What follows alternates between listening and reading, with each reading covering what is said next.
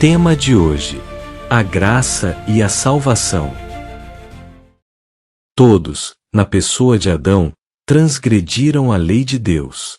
A sentença de morte pronunciada sobre Adão estendeu-se assim a toda a humanidade. O pecado entrou no mundo por meio de um só homem, e o seu pecado trouxe consigo a morte.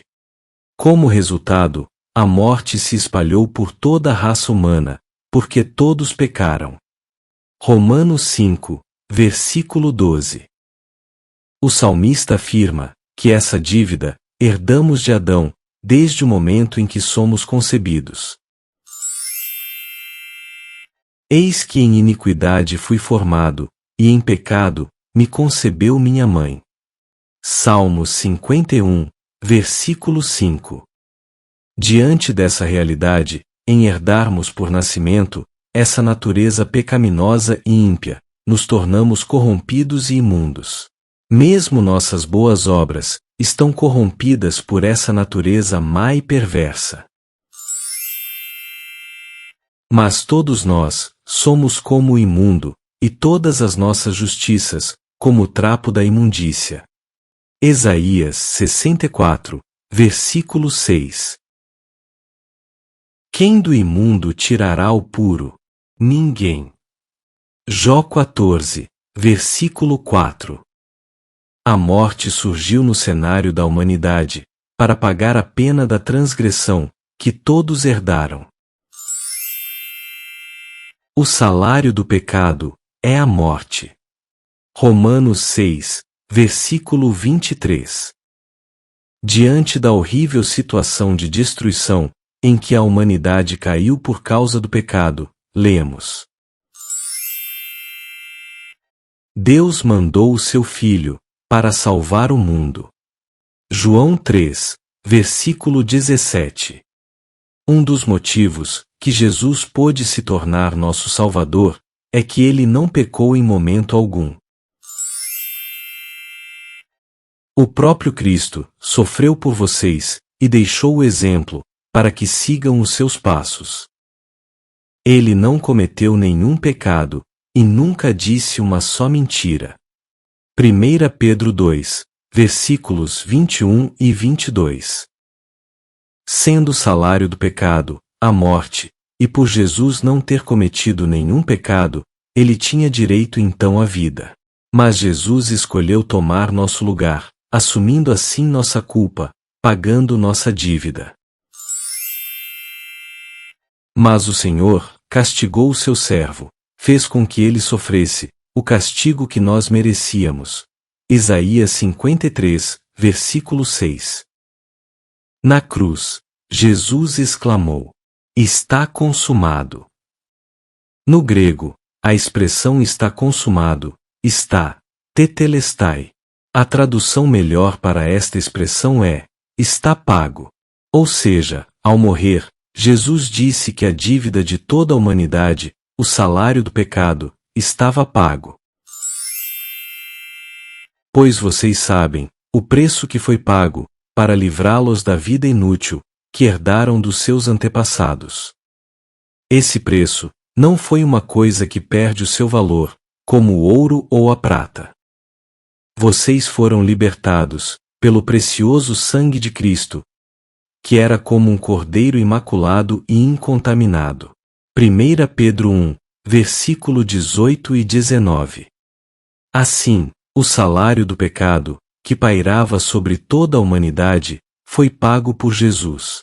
Através da morte de Jesus, foi como se todos tivessem morrido, e quitado e pago o salário do próprio pecado.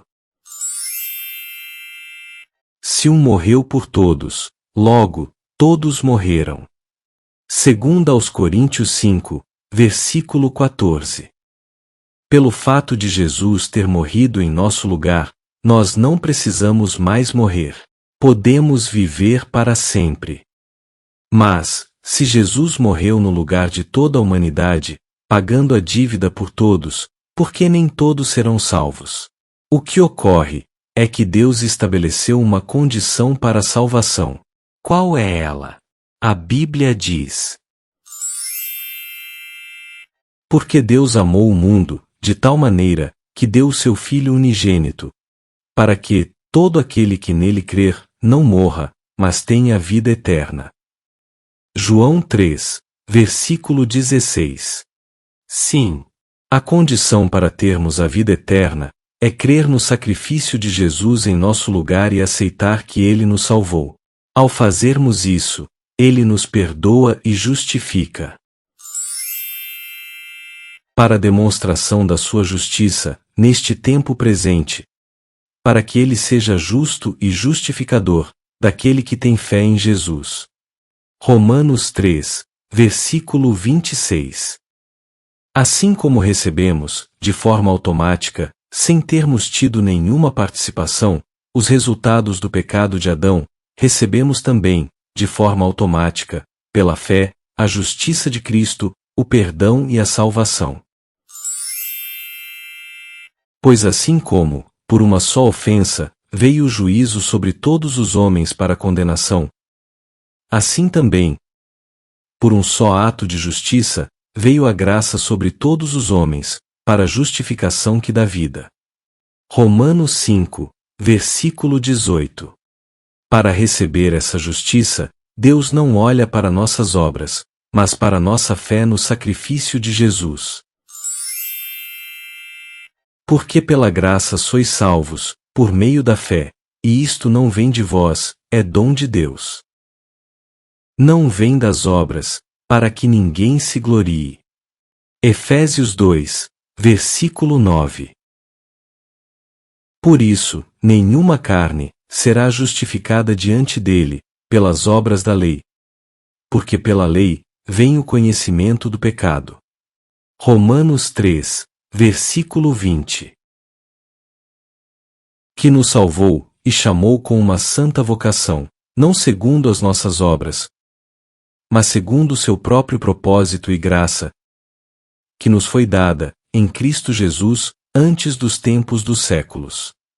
2 Timóteo 1, versículo 9.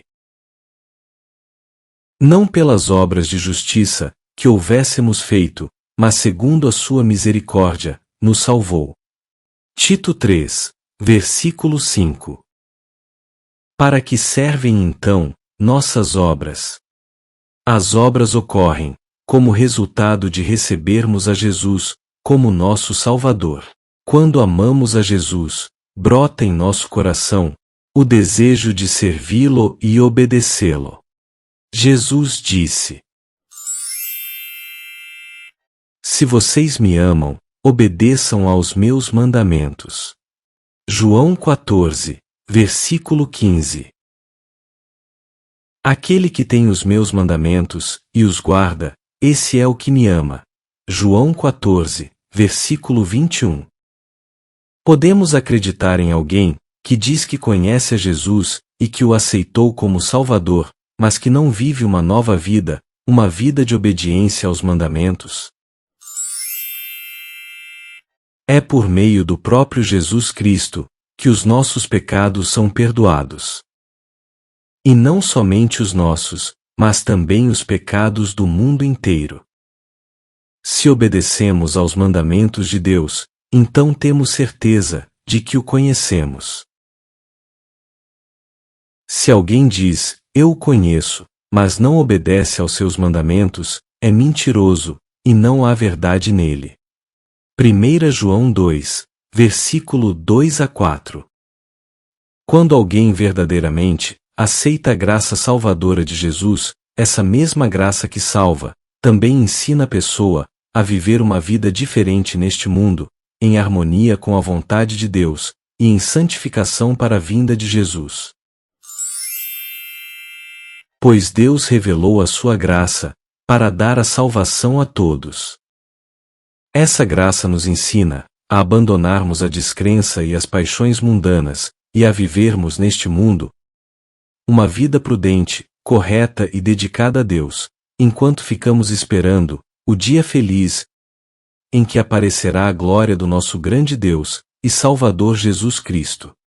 Foi Ele quem se deu a si mesmo por nós, a fim de nos livrar de toda maldade e purificar-nos, fazendo de nós um povo que pertence somente a Ele, zeloso e de boas obras. Tito 2, versículo 11 a 14.